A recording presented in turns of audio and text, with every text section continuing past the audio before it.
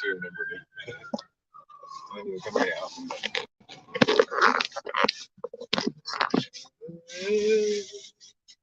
my last video didn't work.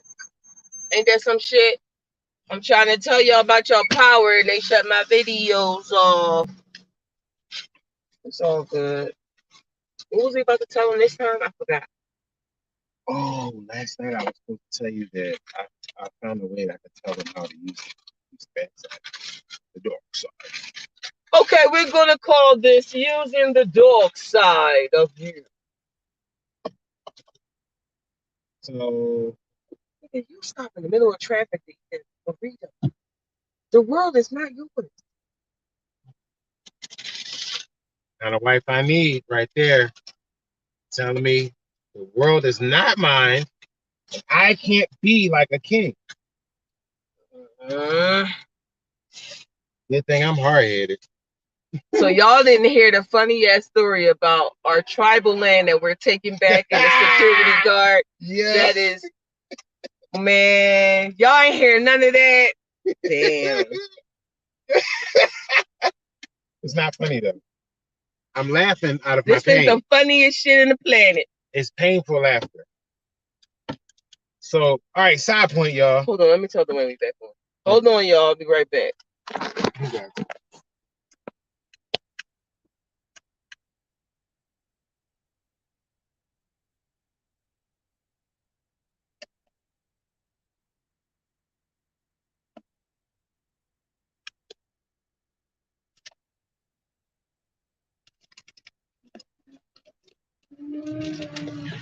Okay, so the last time, I gotta be careful with this phone. It keeps the sun is just frying this damn phone. All right. So we had got into a few altercations with the security guards to a land space that we had been residing in since October of last year. Here and there, you know, we have different estates that we go to. This particular estate is owned by, some say Keysight, some say Hewlett Packard. All I know is they doing some criminal shit in there.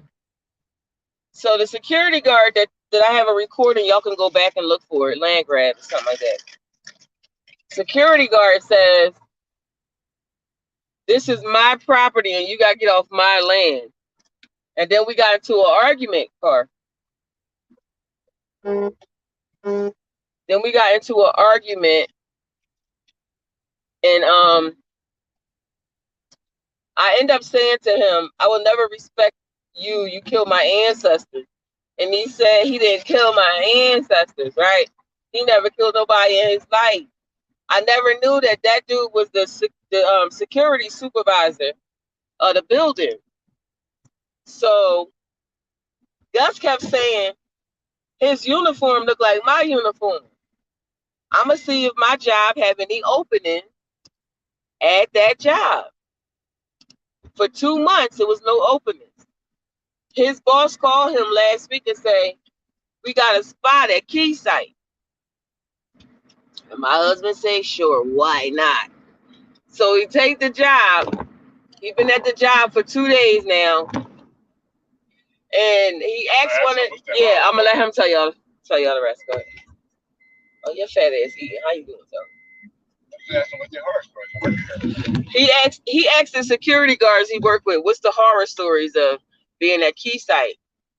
And they all said, it's not really a lot of horror stories. It's just, you know, sometimes you got to move the homeless people from one location and the kids like to come and drink.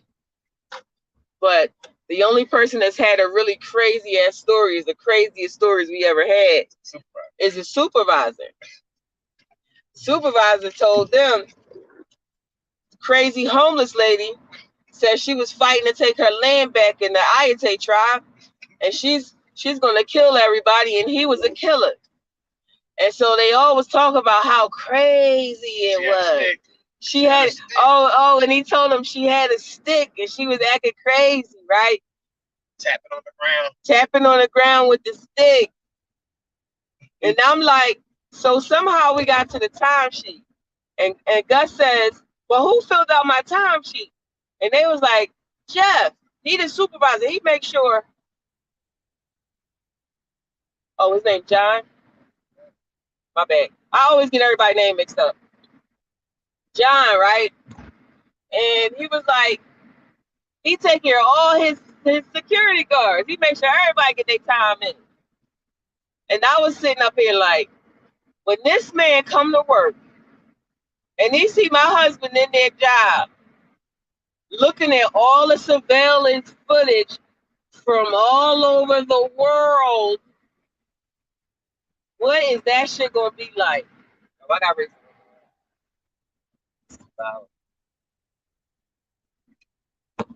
So I thought that shit was fucking hilarious. So the same guy that's on that video, y'all see me arguing with, my husband now works right next to at the same job, protecting the same land they was trying to put us off. Now we know all the details of it. Where we can go where they can't see, it's like, it's so dumb. You got like, what, 4 more days on this job? He's not going to keep this job too long. I don't know why did they, the video about angels not intervening was interrupted. But basically what I was telling a story about a family member of mine taking a job that takes this family member away from their children. And I was saying that this is hurting the family and it's actually hurting the person that's doing the job. It's taken away from their spirit and their soul, being away from their kids. We were trying to figure out how to deal with this situation, but because of our understanding, we know that they made those contracts to go through this, so we can't intervene. And I was basically saying, you have to, when you come here on a mission, if you intervene on somebody else's walk, you fuck your mission up. You're not allowed to do that. That's why whenever you see all those Lucifer movies and whatever, it show you that the angel is not supposed to intervene in any of the humans' behavior. So we had to decide, how do we deal with the situation? What we decided was,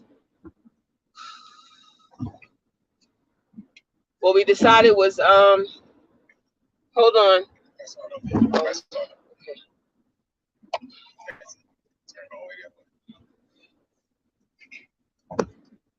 The way that we can intervene without disturbing the contract is to be there to let them know what the supernatural is like.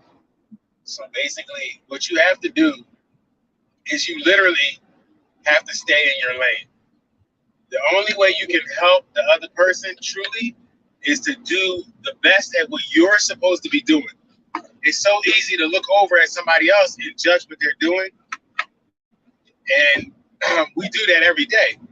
But when we are in the position of power, when we are the angels, if we do that, if we deviate from our goal or our set mission, we are actually contributing to the chaos. And that's when we become those fallen angels. Right. So that's how you fall when you are angel. It's by interfering in any human activity.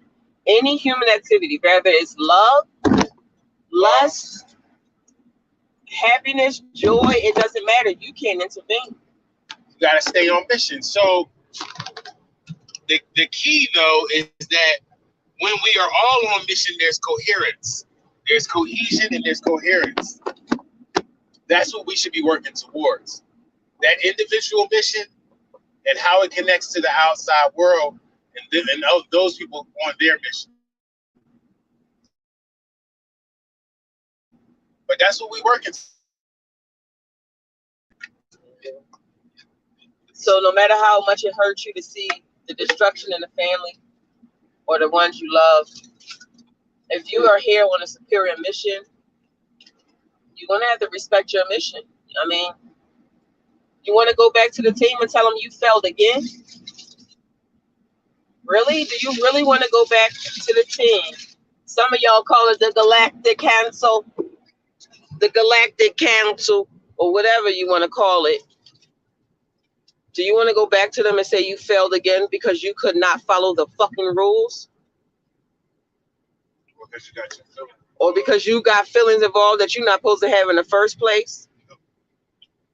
That's why the Buddhists teach you don't be over happy. That's why the Buddhists teach you, in case y'all can't hear my husband, he's saying, that's why the Buddhists teach you don't be too happy, don't be too sad, be in balance. Be in balance. The Wayne said Gus manager gonna shit a brick when he see Gus working there. He said, make sure you record his face. That shit gonna be hilarious. You know it. I'm trying to figure out, Dwayne, which one do I show him? Like, how do I show him a completely different person, or do I go back to yeah, what's up? Like, how do I should I come off as totally like I don't know this guy at all? You should just look at the surveillance cameras in front of him. If you just look at the surveillance cameras in front of him and let him know, I see what you see now. I mean, that's a little bit. That's a lot. Just by itself. Just by itself, because he gonna know that you know that he know you know. Yo, I'm cracking up. Why is the grounded dolphin story the worst story of their security detail? Hilarious. This shit is so funny. They ain't never had no shit like you. I'm always a rebel, yo. I'm just always a rebel. Somebody got some footage of me somewhere doing something. All the time, every time. I was laughing with my husband the other day saying, damn, it's going to be fucking videos of my naked ass peeing outside, too. Because there's always somebody somewhere, no matter where you go. Like, how the fuck, in this one spot that we used to go to, my husband went there to do his rounds, and this fucking cooking equipment back there. So now people done found out where our spot is. And now all the homeless people going back there. Every time we find a steak. So we had our friend visit us from out of town. And I'm going to tell y'all how Grounded and Gus fucking roll. Even homeless. Even the fuck homeless. We thorough ass bitches. So we go. Well, I don't want to call you no bitch, I'm sorry. So we go to meet up with my friend, and we meet up at this spot, and me and my husband is looking around like, I can't be over here. So it's fucking like, I don't know, like 11 p.m. at night. We had just did a whole day of being up in the mountains. In the hot springs, drain, because when you go to those hot springs, that shit drains your spirit because it's detoxing. So it pulls everything out. So we pull up to the spot where this person was like, let's go here. And then we waited there for like 30 minutes. And then we was like, would you mind going with us real quick? Now this drive took another half hour. But when it took a half hour, we got to the spot where we live at when we in fucking Aurora. And the person was like, that's a nice ass view. It's peaceful over here and clean. I was like, even homeless, we give y'all the fucking high-end treatment. High-end treatment. We gave her a clean bathroom to use. We gave her a view of the city. In a peaceful, quiet place where no one would bother you. It was just like, as long as you hold true to who you are, 100% who you are, it never change. It don't matter what situation you get yourself into, it will never change. I am a monarch. I am fucking royalty. And that's why y'all might have heard on that other video, I said, do my pussy stink? Because that's unacceptable. And it did not stink that day. But the possibility of my pussy stinking is offensive to me. So as long as I hold true to my cleanliness and my high standardness, like we about to do a whole hour and a half run because I prefer high quality weed. My weed needs to be beautiful, crystallized, and non-chemicalized. Because even homeless, I'm still a goon. Anyway, we just wanted to tell y'all about that funny business with the security detail. Oh, and I want to tell y'all too. I came up the other day when I was working out. This is just an idea. I mean, it works for me. I don't know if y'all can use it, but I'm gonna share it with y'all anyway. Go get your food, babe. Okay. So we had talked, and this is a little bit departure, but we had talked a little bit before about what's the name of the movie? Was it Doctor Strange? Doctor Strange, yeah. Right. So I think my wife used the example of Doctor Strange. On that movie, the character in the movie, one of the characters was an understudy, and the person he's studying under, of course, is his his mentor or whatever, his master. He respected her because he was principled. He was a principal. His character was principled. So he found out in the movie or whatever, in the storyline, that his master, his whatever his leader was tapping into the dark side, to the dark forces. And this broke him because he said, this is wrong. We can't do that. We can't we got to leave the darkness alone. Right. And me and my wife, we had we had talked about this because I have another example. I'm probably droning on, but I have another example from a book that I read, a series that I read called The Wheel of Time, in which the main character grappled with the same thing, which is the existence of evil, the existence of that which is bad, and the dark side, and what do you do with that? So he was in a position in the story where he was able to imagine a world completely without the dark one or the darkness. And he thought this is the answer.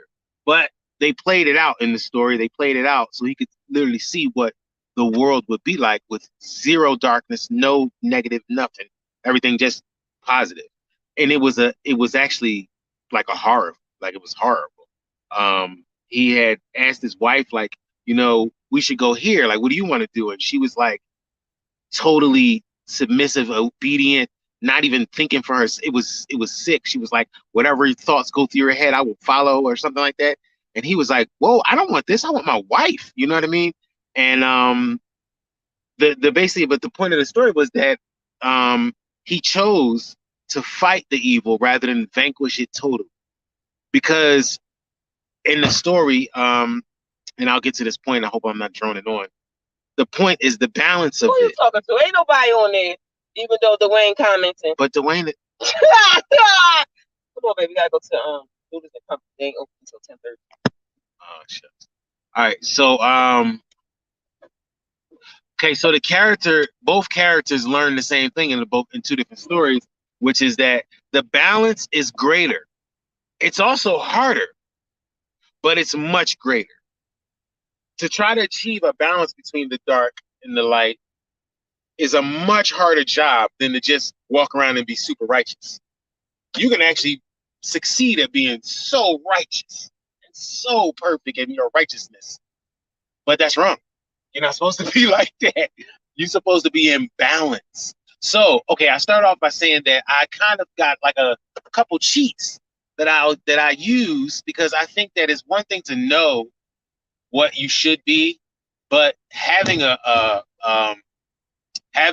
process that you can exercise, I think that's a lot better, because you're not going to not going to do it perfectly. Like when you shoot a basketball, you're not going to have perfect form in every situation, but you practice the form and then you practice the shot, right? So I feel like this is a form, and I'll call this form the tap into the dark side form. So I'm swimming, right? And you know how your body tells you, your body sends you signals. Those are physical signals.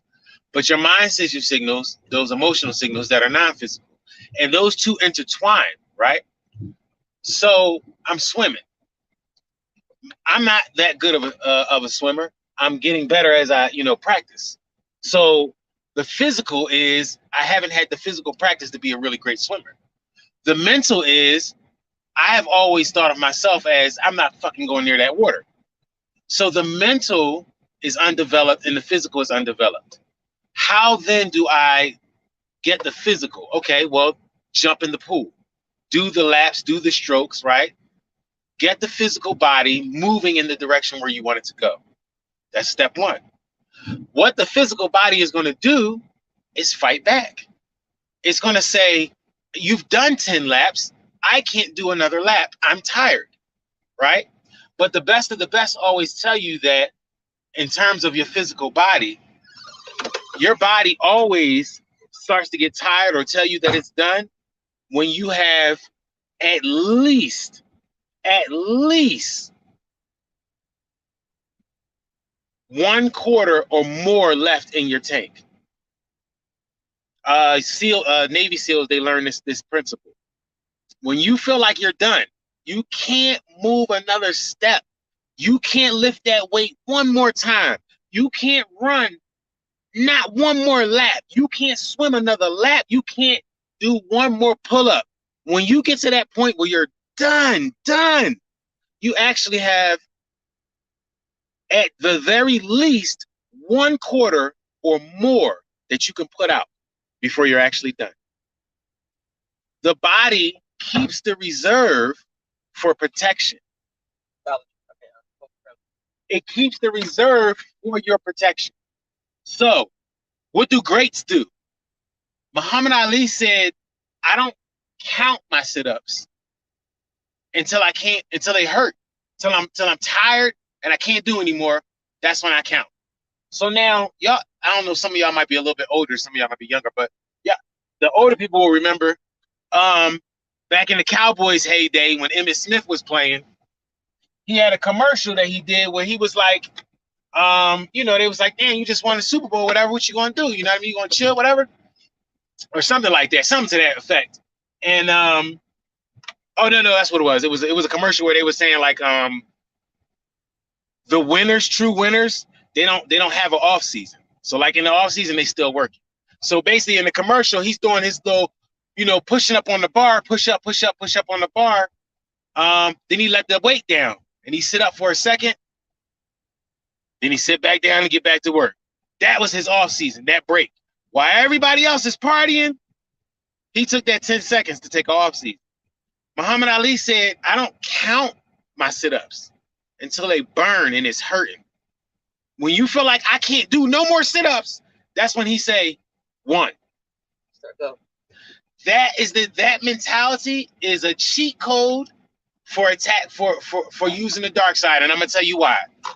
When you get to the point where you can't do no more, your opposite side, your side that tells you you can't, that's when it becomes the most active.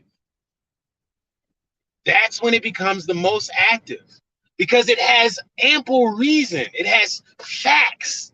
It has reality. You are sweating. You can't breathe. Okay? Your muscles are burning. So when the bad guy, when the dark side steps in to say, you weak as shit. You can't do another sit-up. How? Your muscles are burning right now. Just like that, that story, Adam and Eve story. He said, did he tell you you can't eat apple or that apple? Right. Which one was it he said you couldn't? To get you thinking, right? That opposition is made to do that. In order to make you stronger, your body has to tell you, man, you can't do this. Because your will to do it will determine whether or not you actually get stronger. If you say to your body, yeah, I know, I do feel that weakness. I feel it, but I'm going to do it anyway. I'm going to get this last push up in. I don't care if it's the last one I do. I'm going to get this pull up in. I don't care if it's the last one. I'm going to get this last one in. That one push up, that one pull up, that one more lap is where greatness it lives. Is where the greats are made. 10 seconds when you have nothing left in the tank, but you still somehow push through. How do they do that? I'm telling you guys, you do it using the dark side. Cheat. Because the dark is always going to tell you no, not, can't, won't, too small, too slow, not strong enough. It's always going to have that, right? So I said, I'm swimming. Not that good of a swimmer, but I'm swimming. My body is getting used to holding the breath, right? My form is getting better. I'm able to see myself crossing the distance of the pool with less amounts of breath. But I'm still a Padawan. I'm still learning. So when I get to a point where I'm holding my breath a little bit too long, or my strokes are really sloppy and I'm not making that much progress across the pool, the darkness comes in. And that boy say, nigga, you can't swim. What is you doing? Get out of here. You can't even get out of here. Right? So, but I've been swimming now, though. So I've already been proving it wrong. So the hack that I found was, instead of telling him, shut up, man, I'm gonna do this, I don't do that. I let him talk. And after he tells me that little question, like he said, did God say you couldn't eat of all the fruit in the garden? Or was it just this one? That's the trick right there. The question. That's what I use. That's my hack. When my body say, you can't swim, man, you can't swim, you need to stop, you about to die, I ask the question. That's what the dark side do, right? It asks you a question. Man, that girl, is she really single? Is she happily married? You know what I mean? The dark side always asks you a question. I use that shit. So when I'm getting down and I'm like, man, I'm about to die, man. He right, I'm about to die. I ask him a question. Am I dead yet? And in the time, in that space, in the space between me not actually being dead and him telling me I'm dead, that tiny space, I get across the pool. When your muscles are burning and it's telling you, you can't pick this weight up no more. You can't. You too weak. You got to ask the question. You feel me? Ask the question to yourself, because you know the darkness is you, right? Ask yourself, but am I dead yet? But did you die? Right? Once you get out here and do the work, the proof of the work is your proof to yourself. That's what you're going to throw to the dark side. Let it come. Let it come. It ain't going nowhere. Use that shit. It ain't going nowhere. It's always going to be there. Every time a light shines, the shadow is going to be there. Use that shit. Don't be scared of it. You can't run another lap. Can I run a half a lap? That's what you got to do. Use that shit.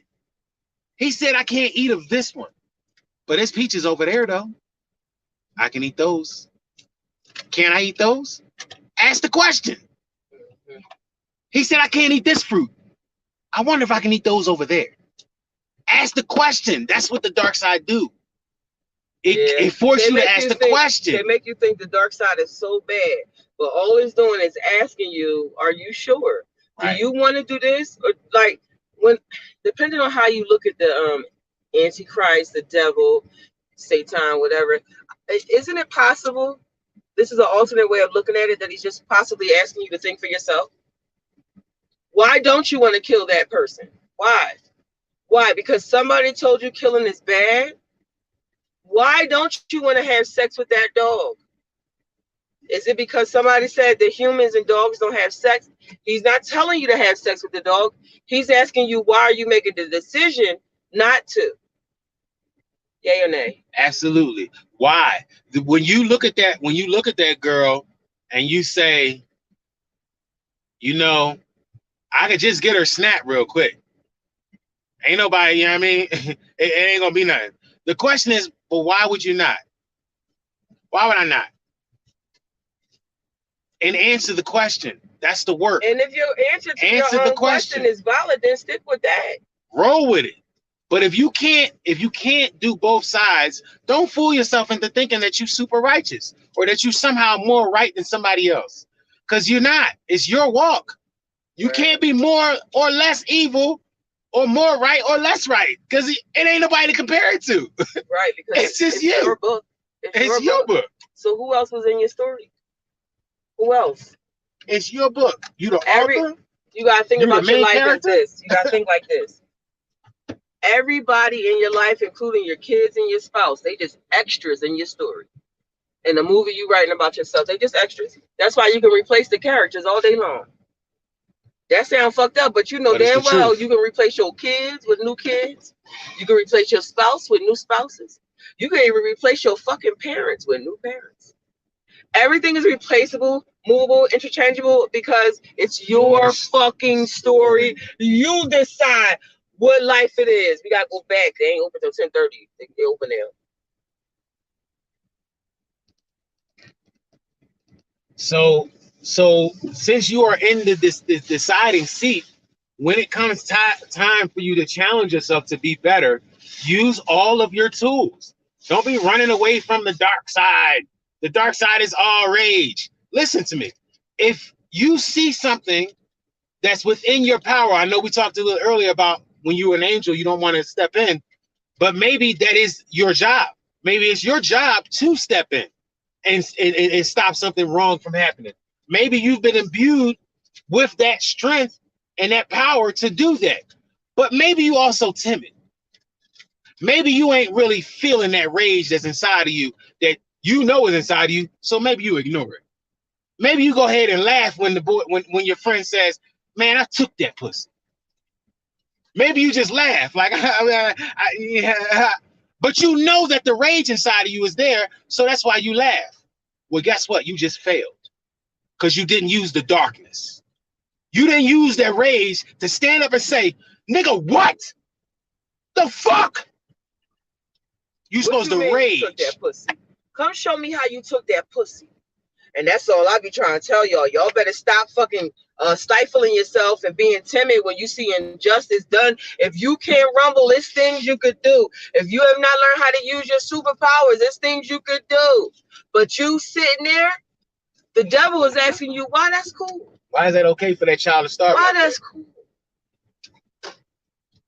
Why is it okay for that child to start? Shade over here. When you can do something to help the child, why is that okay? So we just gotta wait 6 minutes. So we telling y'all this to say that it's a balance that you have to strike. You obviously don't want to be in the wrong place at the wrong time doing the wrong thing, right? But if you always believe that everything you're doing is always right all the time, nah, that's you obviously are in the wrong place, because nobody can be 100% right all the time. That's just not a thing. So you need to exercise, and by exercise I mean practice. You have to practice how do I use the dark side?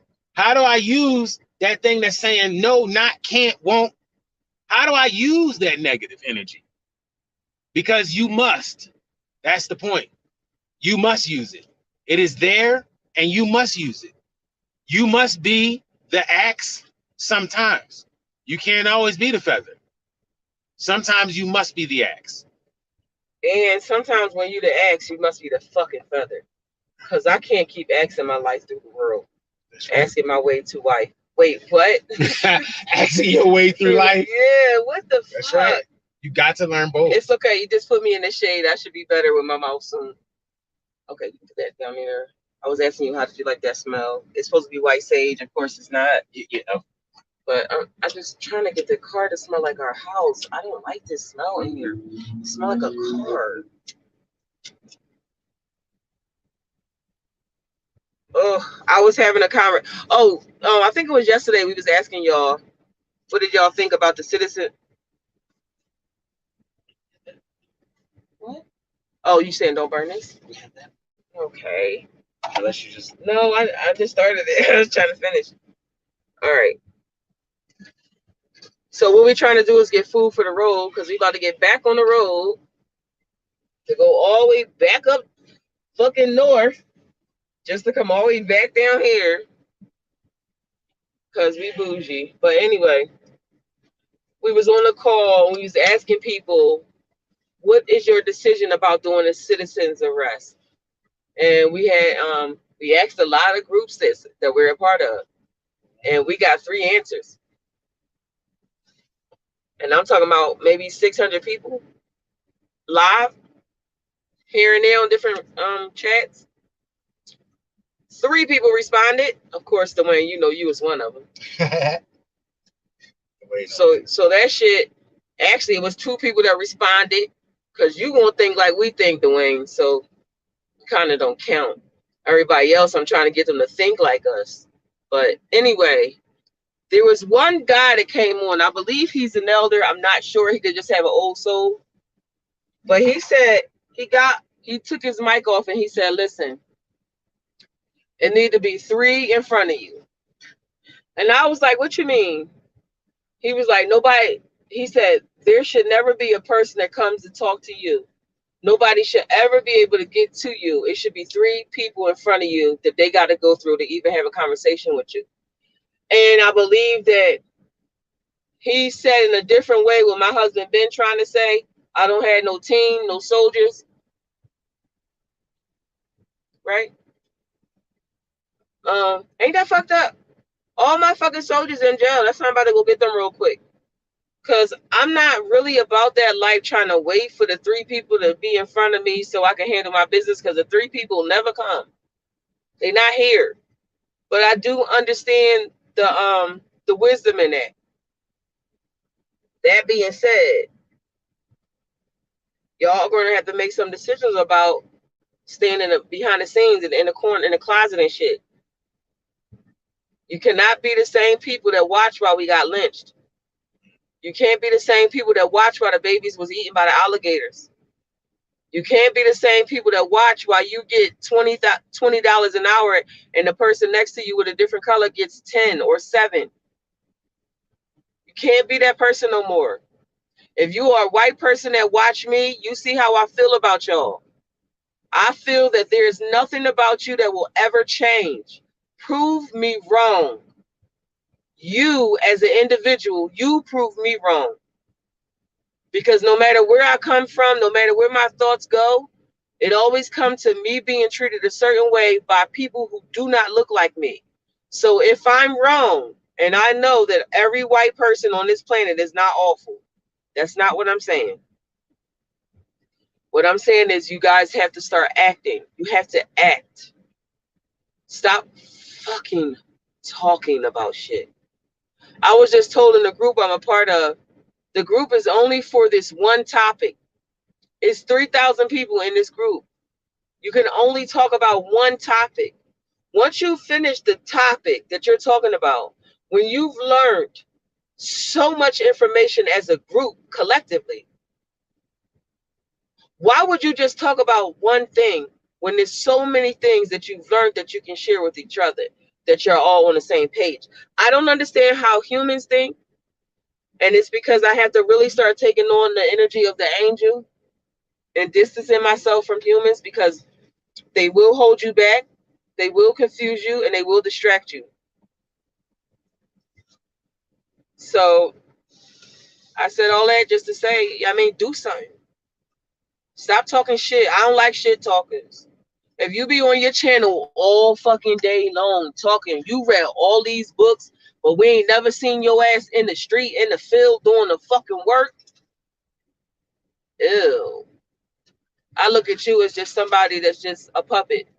Somebody just trying to be a part of something because it's trending. You're a fucking trender. I hope y'all hear me clearly. Again, if your melanation is invisible, the way you can prove to yourself that you are not that of your ancestors and their behaviors is to do something different. And when I say different, I mean the opposite of what your people have always done. If you own something, and you inherited it, you might want to release that to the rightful owner. If you see an infraction happening to somebody that don't look like you, you need to stand in the place of that victim. You just got to do something. I just want to be clear to everybody. I tell my husband this all the time. I'm always very clear in my words when I say this to people. I will never respect anybody who does not get off their ass and do something.